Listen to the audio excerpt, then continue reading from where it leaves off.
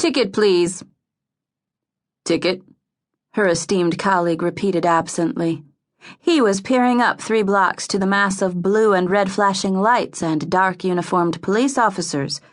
His eyes were narrowed intently, and his fingers drummed rhythmically against the wheel as if he was lost in great thought. Maggie risked a look over his shoulder at the parking lot attendant.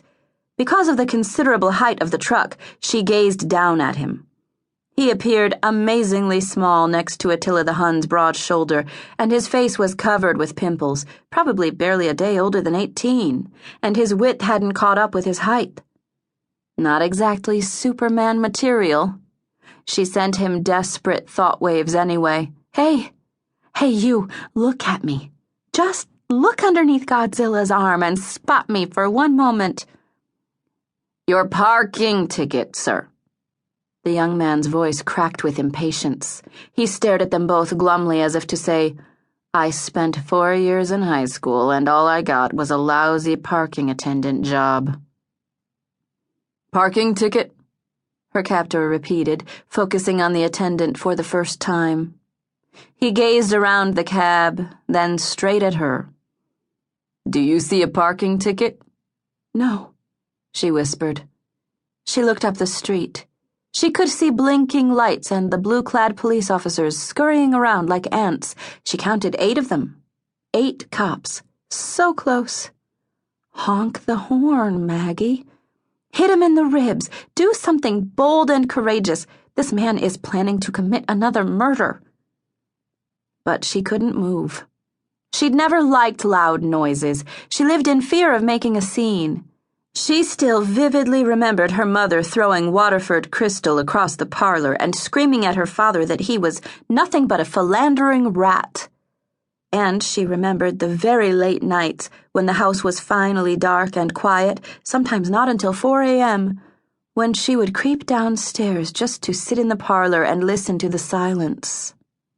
Once, she'd found her father there, sitting in the dark, still and brooding. Then he'd finally reached over and picked up the phone, speaking in a hushed, murmuring voice. She'd remained in the hallway, curled up on the Persian runner, listening to his deep, velvety baritone wash over her like a soothing wave. She had loved him so much, and then he was just gone. Off to visit one of his other families where Maggie was sure the mother didn't scream or throw crystal across the room. Then he was more than gone. His plane crashed, and all Maggie had left was the locket he'd once given her and memories of a midnight phone conversation she'd never told anyone about.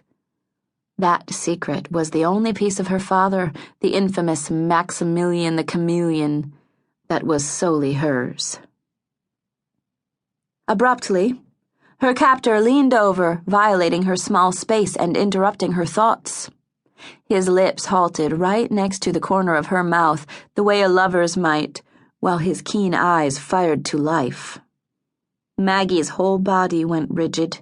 She stopped breathing and curled up inside of herself, while the masculine scent of soap and sweat washed over her cheeks and flared her nostrils. "What?" she asked unsteadily, unable to breathe, unable to move. Should a felon's eyes be so green? And so intelligent, steady, composed? She thought murderers had beady eyes, black beady eyes that were always darting to and fro. That way you knew they were trouble.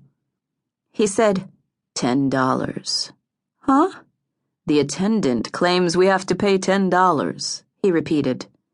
He leaned back, his fingers drumming against the wheel as his gaze returned to the police lights blinking up the street.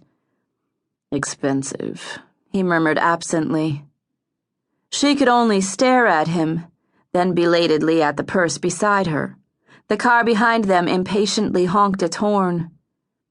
Attila the Hun's attention pivoted back to her immediately.